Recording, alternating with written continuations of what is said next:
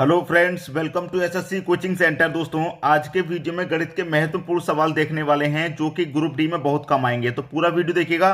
चलिए स्टार्ट करते हैं। पहला प्रश्न है a अनुपात b बराबर 8:15, b अनुपात c बराबर 5:8, c अनुपात d बराबर 4:5 हो तो a अनुपात d का मान क्या होगा।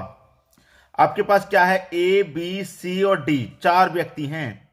a b सी और डी, ये चार व्यक्ति हैं आपके पास। ठीक है, ए का मान कितना है 8, तो 8 ले लेंगे। बी का मान 15 है तो 15 ले लेंगे। ठीक है, अब आगे चलेंगे तो बी का एक और मान दे रखा है 5, तो कहां लिखेंगे, बी के नीचे ही बी का दूसरा मान लिखेंगे, 5 लिख लिया। अब सी का मान है 8, तो सी के नीचे लिखेंगे, लेकिन यहां पर नहीं, जब दूसरी लाइन स्टार्ट हो गया तो यहां पर लिखेंगे सी का मान 8। ठीक है, सी के बाद आगे आ जाइए, सी का एक और मान दे रखा है 4, तो सी के नीचे ही सी का दूसरा मान लिखेंगे 4।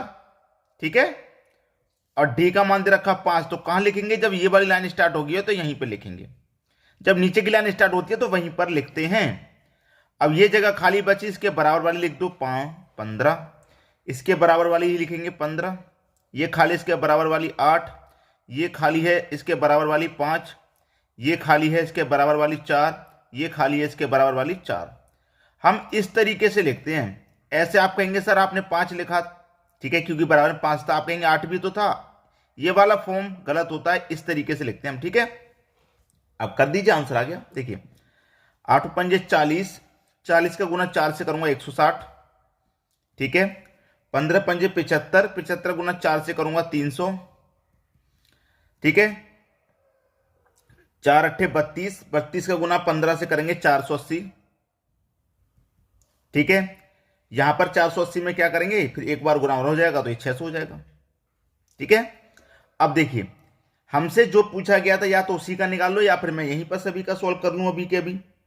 ठीक है, हमसे तो ए और डी का मान पूछा है ना, ए अनुपात डी का मान पूछ रहा है, तो मुझे ये मालूम है कि ए का मान कितना भाई 160 है और डी का मान कितना है 600 है। इन्हीं का तो मुझसे पूछ रहा है और किसी का तो पूछ नहीं रहा, तो मैं यहां पर क्या करूंगा, 0 से 1 0 कटा दूं। ठीक है, 0 से 0 कटा दूंगा, 8 से कटाऊंगा तो ये नहीं कटेगा, कोई और संख्या से कटाना पड़ेगा। ठीक है, 4 से कटा दूं, 4 चौक के 16 और 4 से कटा दूं, ये 15 बार में कटेगा, तो 4:15 ए और डी का मान हो जाएगा। यही आपके प्रश्न का बिल्कुल सही आंसर है, 4:15। डी ऑप्शन आपके बिल्कुल प्रश्न सही हो गया। ठीक है दोस्तों, सभी की समझ में प्रश्न आ गया। अब देखेंगे अगला प्रश्न।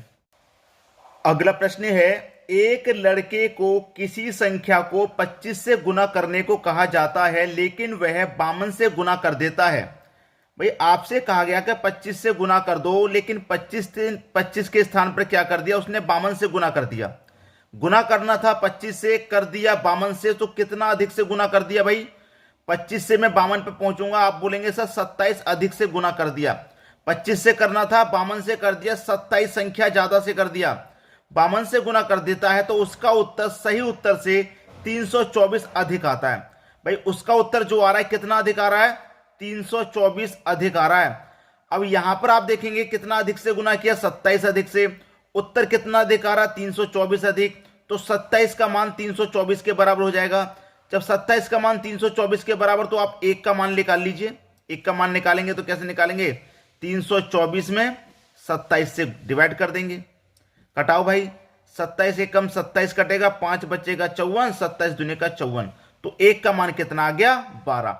तो आपसे क्या कहा गया है कि गुना करने वाली संख्या क्या थी, वो गुना करने वाली संख्या 12 थी। यही आपके सवाल का सही जवाब है। गुना करने वाली संख्या कौन सी थी, वो 12 थी। पहला ऑप्शन आपके प्रश्न का बिल्कुल सही आंसर हो गया।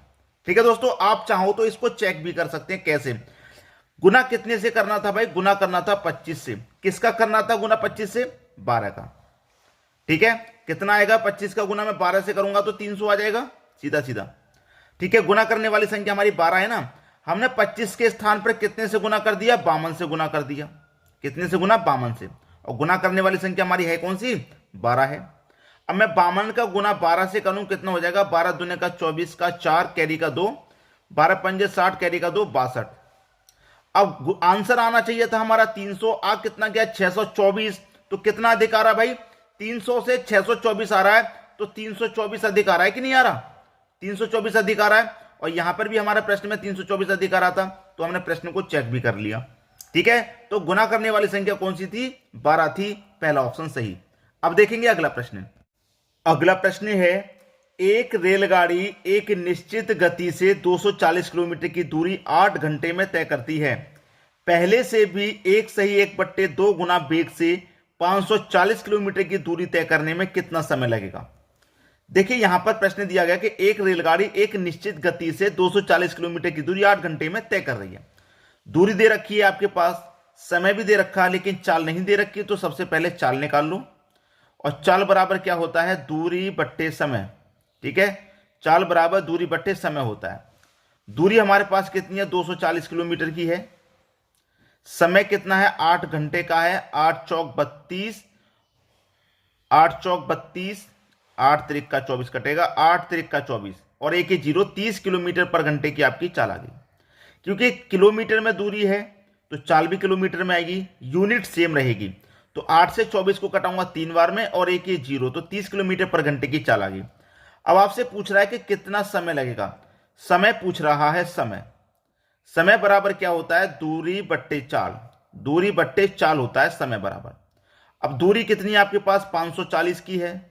ठीक है, लेकिन चाल कितनी है? अब चाल देखिए, पहले तो चाल 30 किलोमीटर पर घंटे की थी, लेकिन यहां पर 540 किलोमीटर की जो दूरी तय करनी है, वो कह रहा है कि पहले से भी 1.5 गुना वेग। 1.5 गुना वेग का मतलब है 1.5 गुना गति से। तो मैं क्या करूंगा? पहले से गति मेरे पास कितनी है? 30 है, और इसका 1.5 गुना मैं कर दूंगा तो कितना हो जाएगा? 30 का अगर मैं 2 गुना कर दूं भाई तो 60 हो जाएगा, और 1.5 गुना कर दूं तो 45 हो जाएगा, बीच में हो जाएगा कि नहीं? तो 1.5 गुना वेग का मतलब कितना हो गया? 45 किलोमीटर प्रति घंटा। तो चाल कितनी हो गई? 45 किलोमीटर पर घंटा की। बस इसी को कटा लीजिए। 9 से कटाएंगे 5 बार में, 9 से कटाएंगे 6 बार में, और 1 0, 60। 5 से कट जाएगा 7, 12 बार में, तो कितना समय लगेगा भाई? 12 घंटे का समय लगेगा। सी ऑप्शन आपके प्रश्न का सही आंसर हो जाएगा। बात सभी की समझ में आ गई? अब देखेंगे अगला प्रश्न। अगला प्रश्न है, यदि किसी संख्या और उसके वर्ग का योग 182 है तो वह संख्या क्या है? कह रहा है कि यदि किसी संख्या, कोई संख्या और उसकी संख्या के वर्ग का योग, उसी संख्या के वर्ग का योग, वर्ग का योग, कोई संख्या उसी संख्या के वर्ग का क्या योग कितना होना चाहिए? 182 होना चाहिए। तो वो संख्या क्या है? मान लेते हैं वो संख्या हमारी, पहला ऑप्शन 91 है। मैं 91 इसे मान लूंगा, प्लस फिर 91 का स्क्वायर करूंगा, तो 91 का स्क्वायर तो इसके योग 182 से तो बहुत ज्यादा हो जाएगा, ये तो इसका आंसर हो नहीं सकता पक्का। ठीक है, मान लेते हैं कि वो संख्या हमारी 13 है, प्लस 13 का क्या करेंगे? वर्ग। आंसर कितना आना चाहिए? 182। तो 13 का स्क्वायर कितना होता है? 169 होता है। अब 13 को और 169 को जोड़ूंगा तो मैं कितना? 182 होता है। तो हमारी वो संख्या क्या है? 13 है। ठीक है दोस्तों, कौन सी है वो संख्या? 13। बी ऑप्शन हो गया प्रश्न का सही आंसर। इस तरीके से आप इस प्रश्न को बनाएंगे तो जल्दी सॉल्व हो जाएगा, आंसर सही आएगा। अब देखेंगे अगला प्रश्न।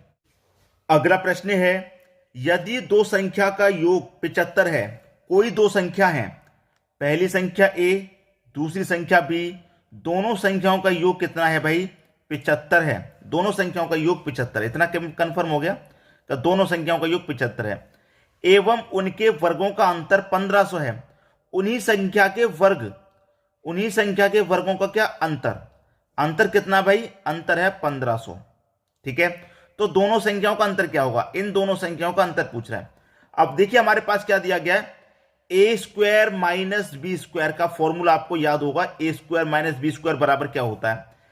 ए स्क्वायर माइनस बी स्क्वायर बराबर क्या होता है? ए प्लस बी इंटू ए माइनस बी होता है। ठीक है, अब ए स्क्वायर माइनस बी स्क्वायर का मान कितना दे रखा है? 1500, तो हम इसके स्थान पर 1500 ले लेंगे।